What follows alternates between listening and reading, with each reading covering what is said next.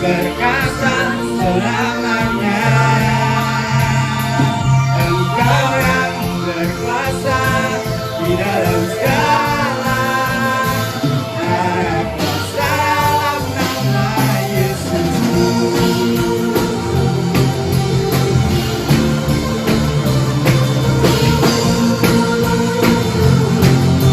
Mari sama-sama katakan namanya Tuhan, menara yang teguh, kota benteng perlindunganku, Allah yang perkasa, ya Bapa yang kekal, gunung batu keselamatanku.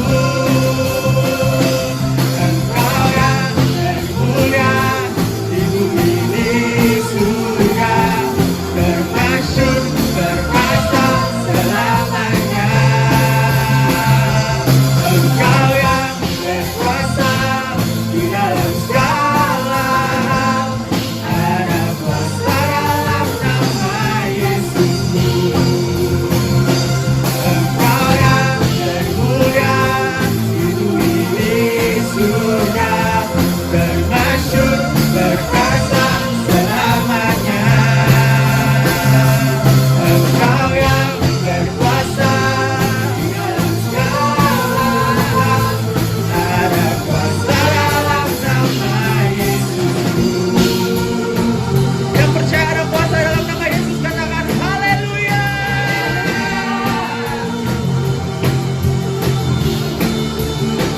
Namanya Tuhan, menara yang teguh, kota benteng perlindunganku.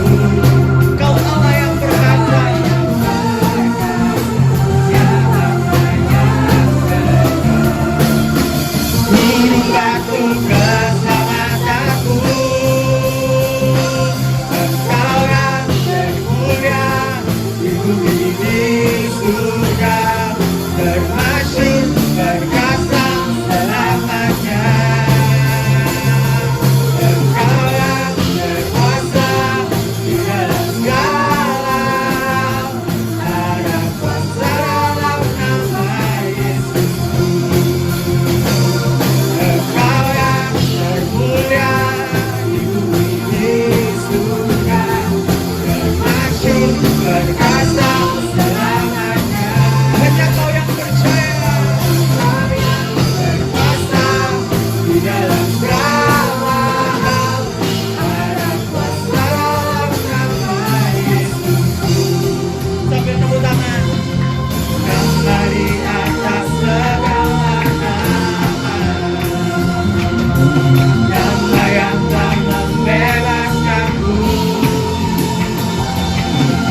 Dalam kuasa Tuhan, pada nama itu, Yesus Tuhan segala Tuhan. Nama di atas segala nama, Kau yang telah membebaskan setiap kami Tuhan. Bebaskanku. Dalam kuasa Tuhan, pada nama itu, Yesus Raja segala raja. Engkau yang termulia di bumi di surga, termasyhur berkasa selamanya. Engkau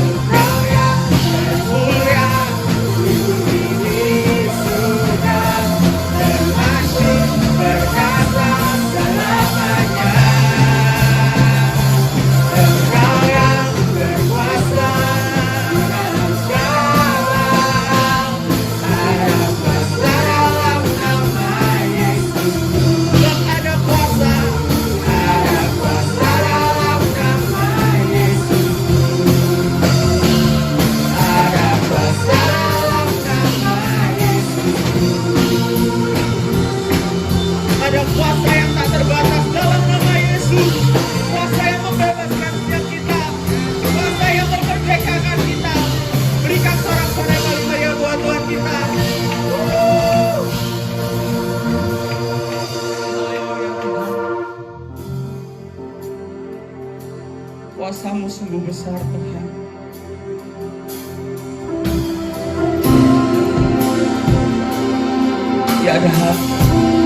Tiada Allah lain selain Kau.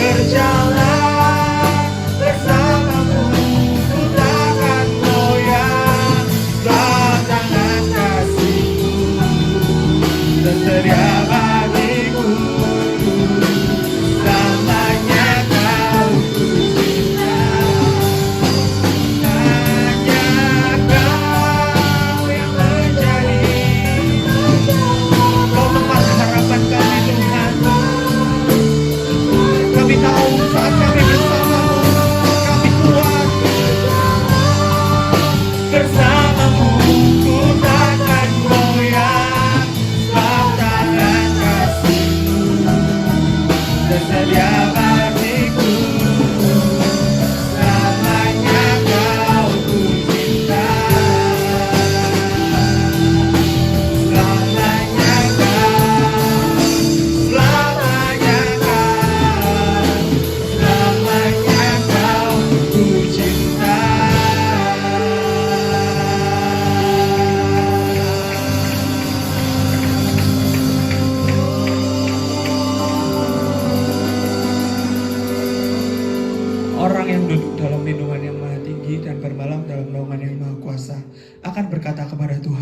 tempat pelindunganku dan kubu pertahananku, Allahku yang kupercayai. Sungguh Dialah yang akan melepaskan engkau dari jerat penangkap burung, dari penyakit sampar yang busuk. Dengan kepaknya Ia akan melindungi engkau, di bawah sayapnya engkau akan berlindung. Kesetiaannya ialah perisai dan pagar tembok.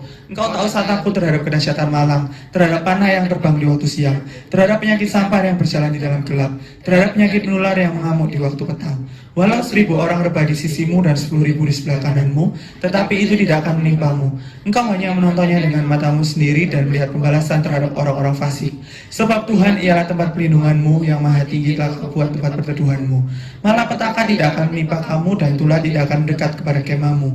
Sebab malaikat-malaikatnya akan diperintahkannya kepadamu untuk menjaga engkau di segala jalanmu. Mereka akan menatang engkau di atas tangannya, supaya kakimu jangan terantuk kepada batu. Singa dan ular tedung akan kau langkahi, engkau akan menginjak anak singa dan ular naga. Sungguh hatinya melekat kepadaku, maka aku akan meluputkannya. Aku akan membentenginya, sebab ia mengenal namaku. Bila ia berseru kepadaku, aku akan menjawab. Aku akan menyertai dia dalam kesesakan. Aku akan meluputkannya dan memulihkannya. Dengan panjang umur akan kukenyangkan dia, dan akan kuperlihatkan kepadanya keselamatan daripadaku. Amin. Kami tahu Tuhan, Engkau sumber kekuatan kami, Engkau sumber pengharapan kami. Sore ini kami siap untuk mendengarkan firman-Mu. Bersiap kami roh hikmat, wahyu, dan pengertian, agar kami dapat menangkap isi firman-Mu dan kami dapat mempraktekkan. Kami juga berdoa untuk hamba-Mu yang akan menyampaikan firman-Mu. Urapi hamba-Mu di dalam nama Tuhan Yesus. Haleluya. Amin.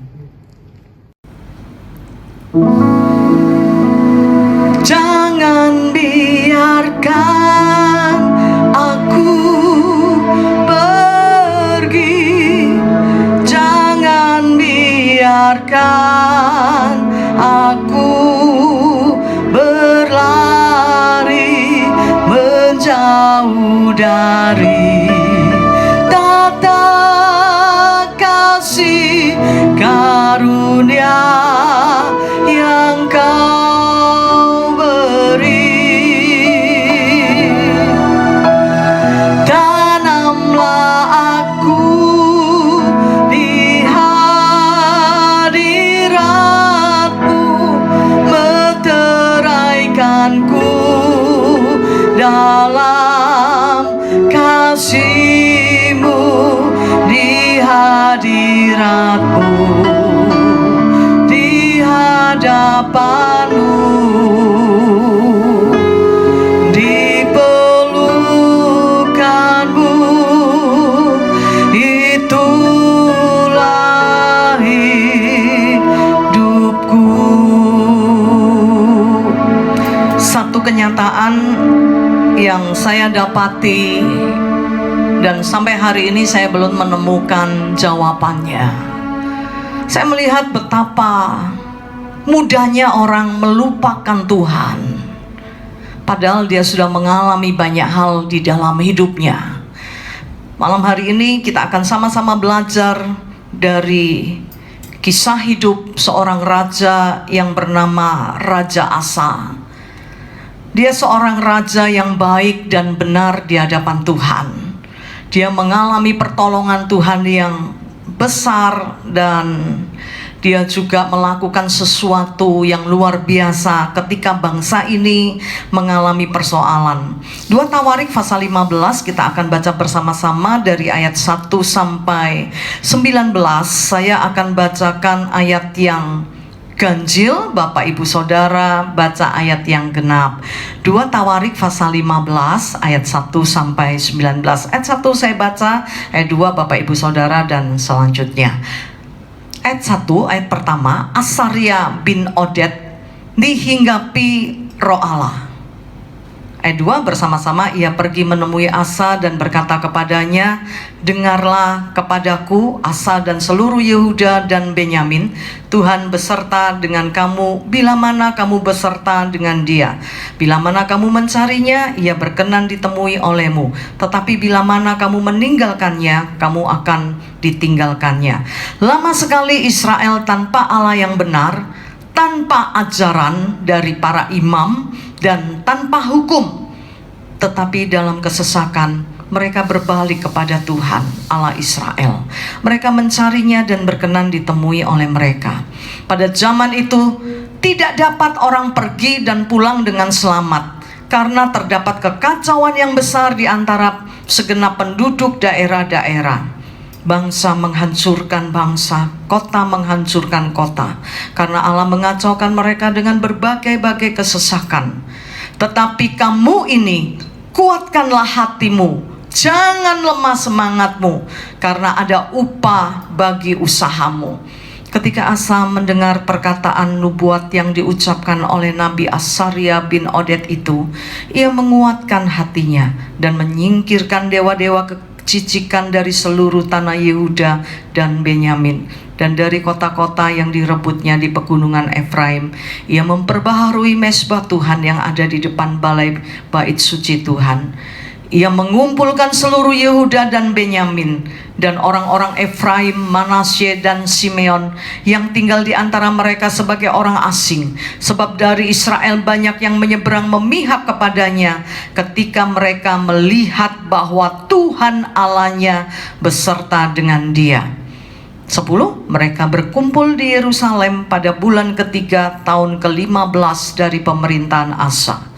Pada hari itu mereka mempersembahkan kepada Tuhan 700 lembu sapi dan 7.000 kambing domba dari jarahan yang mereka bawa pulang. Mereka mengadakan perjanjian untuk mencari Tuhan Allah nenek moyang mereka dengan segenap hati dan jiwa.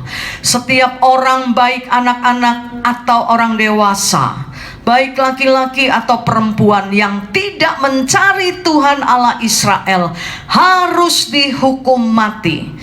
Mereka bersumpah setia kepada Tuhan dengan suara yang nyaring, dengan sorak-sorai dan dengan tiupan nafiri dan sangkakala. Seluruh Yehuda bersukaria atas sumpah itu, karena dengan segenap hati mereka bersumpah setia dan dengan kehendak yang bulat mereka mencari Tuhan. Tuhan berkenan ditemui oleh mereka dan mengaruniakan keamanan kepada mereka di segala penjuru. 16. Bersama-sama bahkan Raja Asa memecat Maaka neneknya dari pangkat ibu suri, karena neneknya itu membuat patung Asyera yang keji. Asa merobohkan patung yang keji itu, menumbuknya sampai halus dan membakarnya di lembah Kidron. Sekalipun bukit-bukit pengorbanan tidak dijauhkan dari Israel, namun hati Asa tulus ikhlas sepanjang umurnya. Ia membawa persembahan-persembahan kudus ayahnya dan mempersembahkan dan persembahan-persembahan kudusnya sendiri ke rumah Allah, yakni emas dan perak serta barang-barang lain. 19. Tidak ada perang sampai pada tahun ke-35 pemerintahan Asa. Jadi kisah ini dilatar belakangi dengan keadaan di negeri itu. Waktu itu terjadi kekacauan yang sangat. Dikatakan di ayat 5 terjadi kekacauan. Kenapa? Bangsa melawan bangsa, kota melawan kota. Dan pada zaman itu di ayat yang kelima dikatakan orang tidak bisa pergi dan pulang dengan selamat. Kalau pergi, takut tidak bisa pulang dengan selamat. Ya mungkin kondisinya seperti awal corona di negeri ini ya. Begitu mencekam, begitu menakutkan. Orang tidak berani keluar rumah, begitu ya. Orang yang pergi pulangnya bisa mati. Beberapa teman sedih sekali begitu ya, harus pulang ke rumah Tuhan karena corona begitu ya. Ada ya, bukan cuman orang biasa ya yang bisa kena corona, enggak cuman bayi, enggak cuman anak-anak, enggak cuman orang dewasa, enggak cuman pegawai ya, semua bisa kena corona. Pegawai, pengusaha, bahkan hamba Tuhan pun juga bisa kena. Nah, beberapa teman begitu ya, setelah mengunjungi cabang di Singapura, pulang sampai di Indonesia beberapa hari kemudian meninggal. Pulang dari Israel sama begitu ya, pulang dari pelayanan bisa mati loh saudara.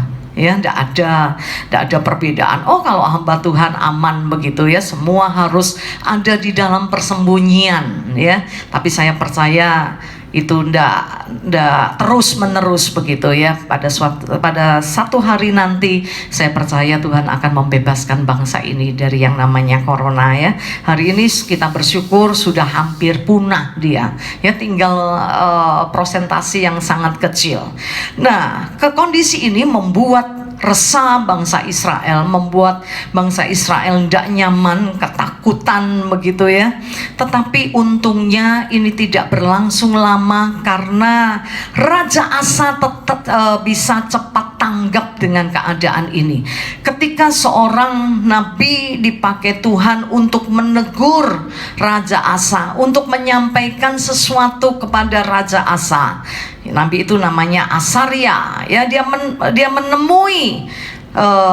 menemui Raja Asa, dia sampaikan pesan Tuhan ya, karena mereka sudah lama tinggalkan Tuhan. Di ayat yang ketiga, lama sekali Israel tanpa Allah yang benar, tanpa ajaran, tanpa Allah yang benar, karena waktu itu mereka menyembah berhala tanpa ajaran dari imam ya, nggak mau diajar lagi, mereka hidup sakarepe dhewe dan tanpa hukum.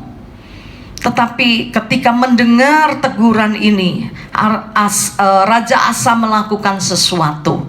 Dia langsung bertobat ya, dia langsung mencari Tuhan. Dikatakan di ayat yang ke 8 ya, ayat yang ke-8. Ketika Asa mendengar perkataan nubuat yang diucapkan oleh Nabi Asaria, dia menguatkan hatinya. Begitu dengar nubuatan itu, ndak pakai lama, ndak pakai tunggu, dia langsung meresponi. Saya yakin Allah kita adalah Allah yang baik. Dia tidak langsung hukum orang ya, tapi sebelum dihukum biasanya diperingatkan. Bahkan di dalam kesalahan, di dalam dosa kita, Allah selalu datang menegur kita. Amin. Masalahnya apakah kita tanggap? Kemarin dalam pemuritan saya sampaikan, menurut apa yang saya baca di Alkitab ini, Tuhan selalu mengingatkan ya, ketika Kain mau bunuh Habel, Tuhan datang kepada Kain. Tuhan bertanya kepada Kain, mengapa wajahmu muram, mengapa hatimu panas? Tapi Kain tidak peduli ya, dia tetap aja melakukan apa yang dia inginkan. Dia pengen bunuh adiknya. Setiap kali Tuhan pasti ingatkan begitu ya, tapi masalahnya ada yang nurut, ada yang tidak nurut, kadang nurut, kadang enggak begitu ya. Tetapi mari kita belajar dari Asa ini. Ketika dia mendengar perkataan nubuatan yang diucapkan oleh Nabi Asaria, dia menguatkan hatinya. Tidak hanya menguatkan hati, yang pertama memang dia menguatkan hati. Yang kedua, dia segera melakukan pertobatan. Dia menyingkirkan dewa kekejian yang ada di bangsa itu ya. Nah, kalau Tuhan tegur ya bertobat ya, singkirkan semua dosa, karena hal-hal itu membuat hati Allah berduka. Hal-hal itu membuat Allah bisa murka. Nah, karena itu Raja Asa gercep ya, gerak cepat. Dia menguatkan hatinya, dia singkirkan dewa kekejian, dan dia memperbaharui Mesbah. Ketika dia ditegur, dia lakukan 3 hal. Dia menguatkan hatinya. Apapun yang terjadi dalam hidup ini yang membuat kita jauh dari Tuhan, kita merasa kok Tuhan tidak tolong kita ya, malam hari ini kuatkan hatimu. Percaya dia Allah yang baik, yang bisa melepaskan kita. Yang kedua, dia menyingkirkan dewa kekejian. Kalau masalah itu datang karena kesalahan kita, karena keinginan kita, karena ambisi kita yang salah, mari cepat bertobat ya, cari Tuhan. Yang ketiga, perbaharui Mesbah, karena di ayat yang ketiga tadi, bangsa ini lama meninggalkan Tuhan, ya. Mereka menyembah Allah yang lain. Karena itu Asa segera memperbaharui mezbah Tuhan. Dia kumpulkan, bahkan di ayat yang ke-9 dia kumpulkan seluruh Yehuda dan Benyamin dan Efraim dan Manasye dan Simeon. Kenapa banyak banget? Nah, kerajaan Yehuda ini kan cuma 2 suku, suku Yehuda dan suku Benyamin. Tapi hari itu, ya, waktu itu karena bangsa Israel, 10 suku ini melihat perbuatan Tuhan yang ajaib di Yehuda, mereka pindah, ya, mereka pindah ke kerajaan Yehuda. Nah, Raja Asa mengumpulkan semua, baik itu orang asing yang berasal, yang nyebrang tadi, ya, orang Israel yang menyeberang, mereka kumpulkan semua. Untuk apa, saudara? Mereka dikumpulkan untuk kembali kepada Tuhan, untuk kembali menyembah Tuhan. Hari itu mereka mempersembahkan korban 700 ayat 11, 700 lembu sapi dan 7.000 kambing domba dari jarahan yang mereka bawa pulang. Jadi sebelumnya mereka perang melawan Ethiopia dan Raja Asa berseru kepada Tuhan. Dan Tuhan menolong mereka, akhirnya mereka menang, ya. Jarahannya banyak. Nah, jarahan ini dipersembahkan kepada Tuhan. Ayat 12, mereka mengadakan perjanjian, dikumpulkan untuk mempersembahkan korban kepada Tuhan, dikumpulkan untuk mencari Tuhan dan memperbaharui komitmen. Saya jujur rindu sekali mengumpulkan semua jemaat untuk kita memperbaharui komitmen kita. Ada banyak yang sudah tidak ibadah, alasannya macam-macam, males, bosen begitu, ya. Banyak yang nanya, kapan ini mulai ibadah tatap muka begitu, ya. Nunggu, tidak enak ibadah online. Saya rindu waktunya segera datang, kita bisa sama-sama ibadah. Tapi saya serukan dari mimbar ini, kalaupun kita hanya bisa ibadah online, ayo jangan berhenti mencari Tuhan. Nanti kita akan lihat, ya, nanti terakhir sebelum kita selesai, kita akan lihat apa dampaknya kalau kita tinggalkan Tuhan. Oke, kita lanjut. Jadi Asa kumpulkan seluruh rakyatnya untuk mempersembahkan korban, untuk mengadakan perjanjian. Di ayat yang ke-12 mereka mengadakan perjanjian, janji sama Tuhan, memperbaharui janji bahwa mereka akan mencari Tuhan Allah nenek moyang mereka dengan segenap hati dan jiwa. Selama itu, bukan selama ini, mereka ya mungkin tetap mempersembahkan korban, tapi tidak dengan sungguh-sungguh, karena hati mereka lebih terpaut kepada dewa-dewa yang lain. Karena itu hari itu, ya, mereka mengadakan perjanjian untuk mencari Tuhan dengan segenap hati. Ada banyak orang mencari Tuhan, itu baik, tapi kalau tidak dengan segenap hati dan jiwa, itu berbahaya, ya. Kita akan mudah meninggalkan Tuhan. 13, setiap orang, baik anak-anak atau orang dewasa, baik laki-laki atau perempuan yang tidak mencari Tuhan Allah Israel, harus dihukum mati. Asa mengambil satu keputusan yang tegas. Dia menyuruh seluruh rakyatnya untuk mencari Tuhan. Kalau tidak cari Tuhan, dihukum mati. Ya, saya dorong jemaat untuk tetap cari Tuhan. Dulu saya sungkan-sungkan. Kalau ada yang tidak ke gereja, mau ingetin sungkan, mosok ke gereja dipaksa-paksa. Kali aja dia ibadah di tempat yang lain. Tapi setelah beberapa kejadian, saya mengambil keputusan, aku tidak sungkan lagi. Kalau ada yang tidak ibadah, saya paksa, begitu, ya. Tim PAW pun saya paksa. Saya tanya, siapa yang belum ibadah minggu ini? Harus. Ibadah itu harus, ya. Ibadah itu bukan pilihan, tapi ibadah itu adalah keharusan. Kita tidak boleh tidak beribadah, kita tidak boleh hidup jauh dari Tuhan. Nah, cuman bedanya saya dengan Raja Asa, saya tidak hukum mati orang yang tidak cari Tuhan, ya. Nah, untung saudara, ya tidak untung sebetulnya, bagus sekali ini, ya. dipaksa cari Tuhan. Saya juga pernah paksa anak saya. Saya dalam segala hal saya beri kebebasan ya, tapi satu hal saya tidak bisa kompromi. Cari Tuhan itu harus, mau tidak mau, suka tidak suka, saya paksa anak saya cari Tuhan. Ya memang karena terpaksa hasilnya tidak maksimal. Saya tahu itu, tapi saya tidak putus asa. Saya terus berdoa buat anak saya. Ya namanya dipaksa melayani Tuhan juga. Saya paksa begitu ya. Dia main bass sambil tidur gitu ya. Bisa, anak saya ini memang punya kelebihan kok, bisa nyetir sambil tidur, bisa makan sambil tidur, bisa main musik sambil tidur, tapi tidak salah itu, heran begitu ya. Ya awalnya seperti itu, tapi itu tidak membuat saya berhenti. Saya terus berdoa. Saya rindu supaya suatu hari nanti anak saya mengalami perjumpaan dengan Tuhan. Akhirnya doa saya dikabulkan oleh Tuhan. Suatu hari anak saya mengalami perjumpaan dengan Tuhan. Saya lega ya, waktu Tuhan itu memang yang terbaik. Menjelang dia menyelesaikan studinya ya, studinya belum selesai, dia berjumpa dengan Tuhan. Setelah selesai, dia berangkat ke Australia. Hari ini saya ayem ya, karena dia sudah mengalami perjumpaan dengan Tuhan. Saya tidak khawatir, bahkan saya senang melihat apa yang dia lakukan. Dia tetap sama Tuhan, tetap getol begitu ya. Tuhan menjadi prioritas utama. 3 bulan tidak bekerja, dapat pekerjaan ya di sana, tidak seperti di sini, biaya hidup tinggi.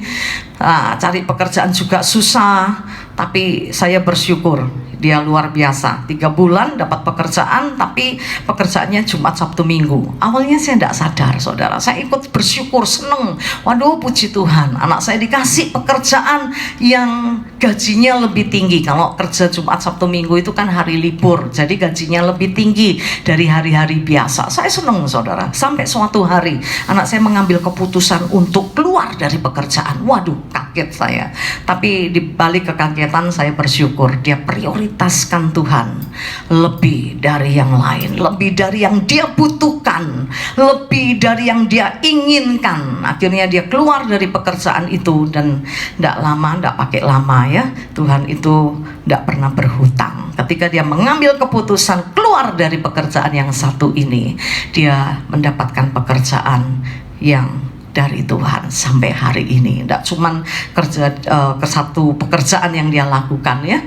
Saya bersyukur Tuhan itu luar biasa. Bukan karena hebatnya anak saya. Saya tahu siapa anak saya. Anak saya gemuk kan, cuma tahu ya, kelentam, kelentem, glunuk begitu ya. Kadang tidak telaten lihat. Aduh, arek kok cek lambate. Kalau saya enggak ya, saya ini gerak cepat, semua saya lakukan dengan cepat. Tapi hari ini Tuhan mengubahkan semua.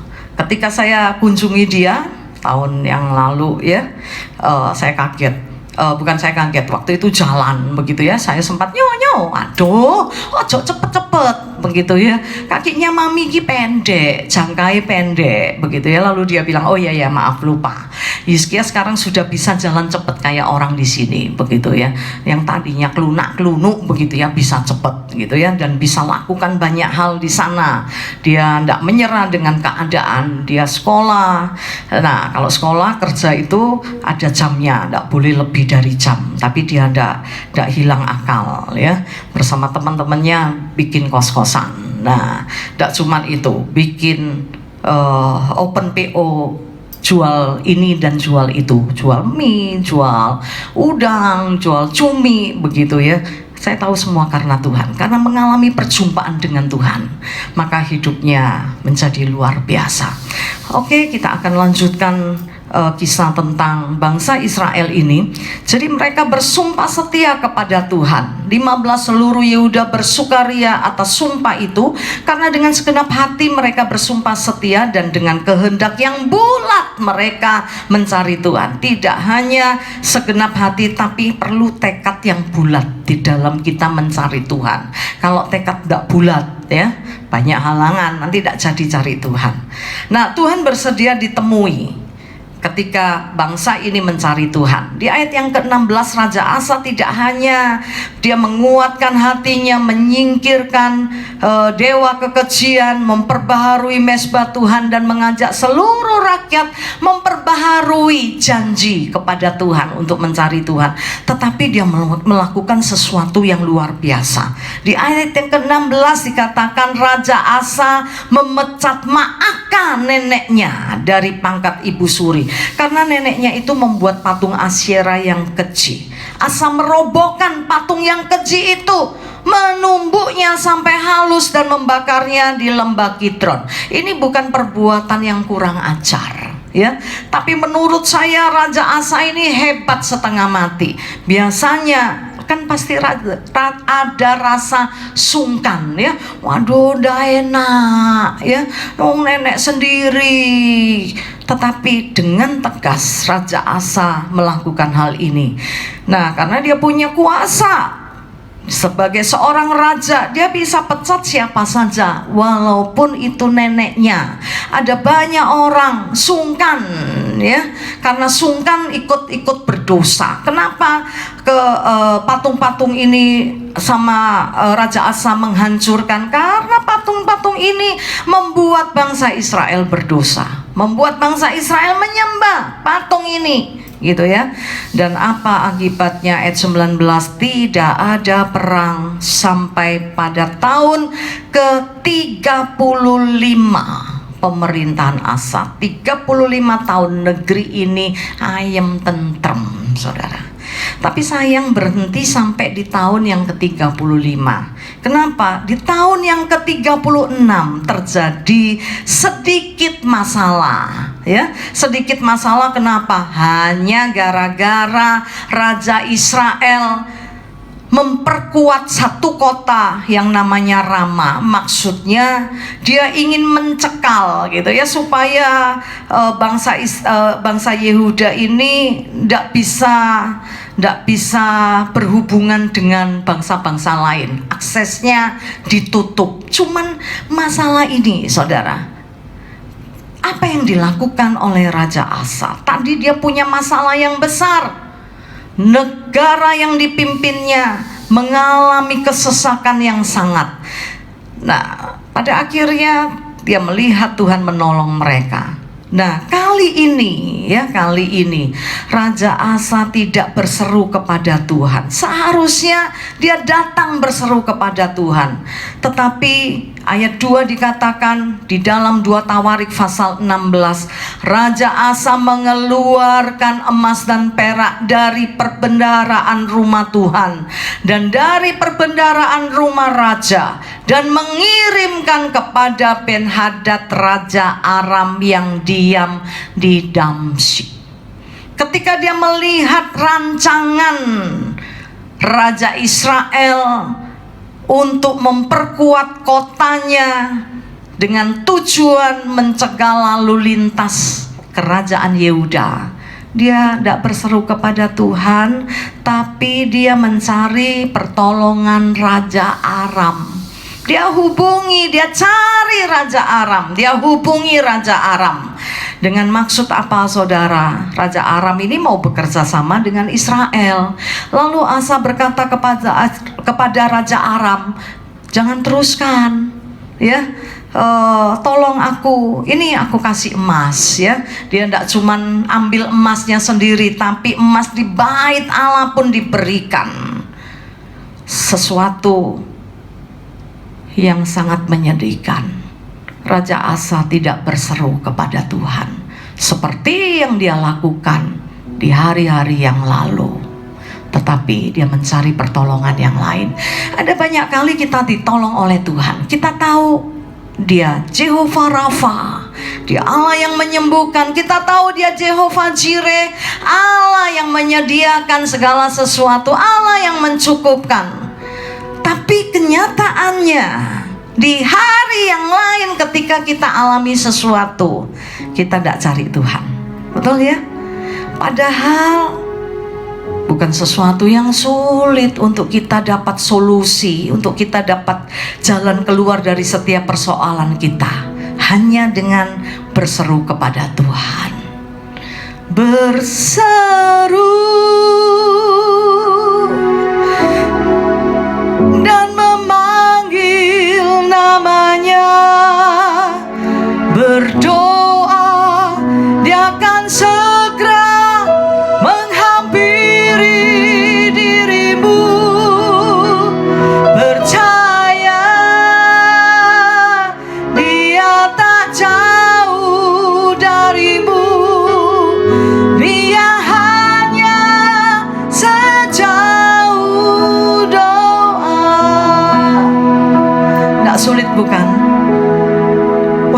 berseru kepada Tuhan untuk minta pertolongan Tuhan. Tapi kenyataannya ada banyak kali kita tidak berseru kepada Tuhan. Kita mencari jalan keluar yang baik menurut pemikiran kita. Menurut Raja Asa, lebih baik hubungi Raja Aram karena mereka bersahabat, supaya Raja Aram tidak lagi bersahabat dengan Raja Israel. Menurut dia ini yang baik. Tetapi apa yang terjadi? Pada akhirnya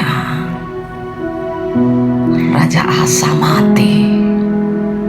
Jadi Tuhan tidak biarkan.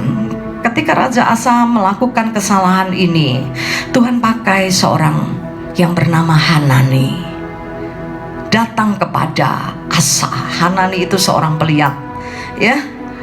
Hanani berkata kepada Raja Asa, karena engkau bersandar kepada Raja Aram dan tidak bersandar kepada Allahmu, maka akan terjadi seperti ini. Raja Asa marah kepada Hanani. Dia masukkan Hanani ke penjara. Bahkan dia aniaya beberapa rakyat. Dan Raja Asa mengalami satu penyakit yang membuat dia mati. Penyakitnya makin hari makin parah. Tapi Raja Asa tidak bertobat. Dia cari tabib. Dia tidak cari Tuhan untuk menyembuhkan penyakitnya. Dia tetap tidak cari pertolongan Tuhan. Sampai akhirnya dia mati. Sayang sekali ya, dia yang sudah lihat keajaiban Tuhan, kebesaran Tuhan, kasih Tuhan, pada akhirnya hancur karena dia tidak lagi mencari Tuhan. Malam hari ini apa yang ingin saya sampaikan kepada Bapak Ibu Saudara, apapun yang terjadi dalam hidup ini, jangan pernah menjauh dari Tuhan. Jangan pernah berusaha dengan kekuatan kita sendiri untuk menyelesaikan persoalan kita ataupun mencari pertolongan yang lain. Tetapi datanglah kepada Tuhan, berserulah kepada Tuhan. Ayat terakhir Ulangan pasal yang ke-8, ayat yang ke-11. Ulangan pasal 8 ayat yang ke-11. Saya akan bacakan ayat ini dan kita akan berdoa. Firman Tuhan berkata, hati-hatilah supaya jangan engkau melupakan Tuhan Allahmu dengan tidak berpegang kepada perintah, peraturan, dan ketetapannya yang kusampaikan kepadamu pada hari ini. Jangan pernah melupakan Tuhan. Kenapa? Kalau kita lupakan Tuhan, kita akan hancur. Coba lihat ayat 19.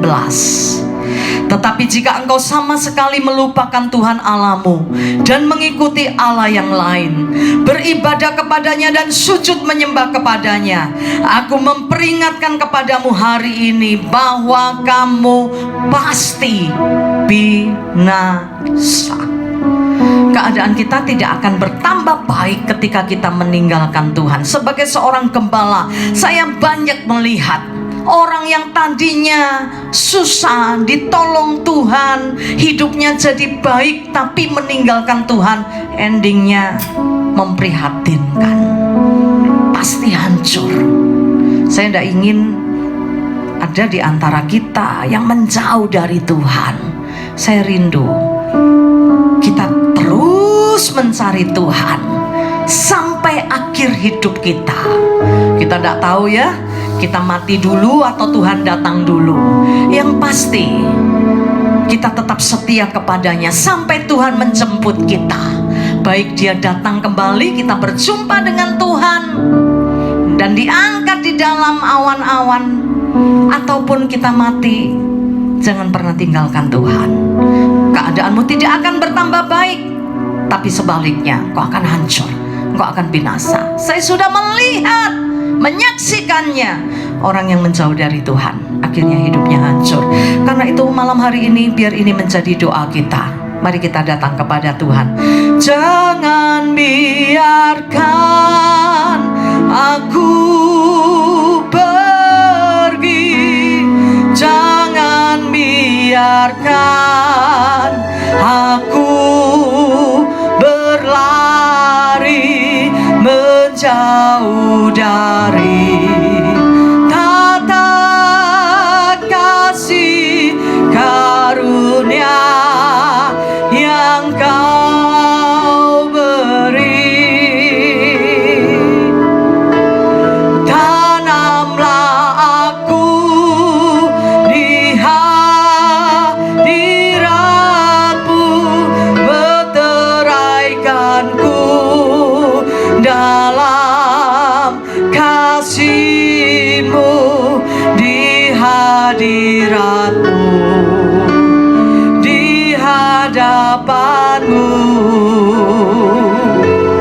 di pelukan-Mu, itulah hidupku. Hamba berdoa malam hari ini, kalau ada di antara jemaat yang sudah hidup jauh dari Tuhan, yang sudah tidak mencari Tuhan lagi, bahkan yang mencari pertolongan di luar Tuhan, kami berdoa di dalam nama Tuhan Yesus, tarik kembali mendekat kepadamu Tuhan. Jangan biarkan mereka menjauh dari kasih-Mu.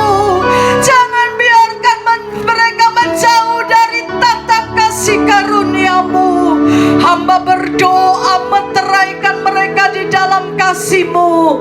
Biar malam hari ini kami melakukan sesuatu seperti yang dilakukan oleh bangsa Israel, oleh Yehuda, memperbaharui janji setia kepadamu. Tuhan, kami berjanji kami tidak akan meninggalkan Tuhan. Apapun yang terjadi di dalam hidup kami akan tetap mencari-Mu Tuhan. Kami berjanji setia kepadamu, menanti-nantikan-Mu sampai kami berjumpa dengan Tuhan untuk kedua kalinya. Sampai akhir hidup kami, biar kami tetap setia kepada Tuhan. Dan malam hari ini sebelum kami selesaikan ibadah kami angkat tangan ke surga. Biar yang terbaik dari Tuhan dicurahkan di dalam hidup kami. Kiranya Engkau memberkati aku berlimpah-limpah dan memperluas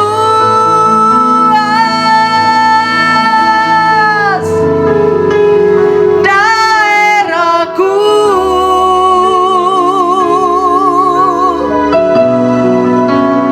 Dan kiranya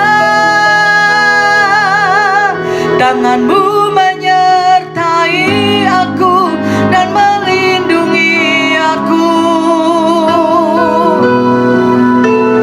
daripada malapetaka, sehingga kesakitan tidak menimpa aku. Kami angkat tangan ke surga, kami terima berkat rahmat dan anugerah dari Allah Bapa, di dalam cinta kasih dari Putra-Mu yang terkasih Tuhan kami Yesus Kristus, dan di dalam persekutuan dengan Roh Kudus menyertai kami mulai hari ini sampai Maranatha Tuhan datang kembali. Yang percaya diberkati Tuhan bersama-sama katakan amin. Selamat malam, Tuhan memberkati kita semua.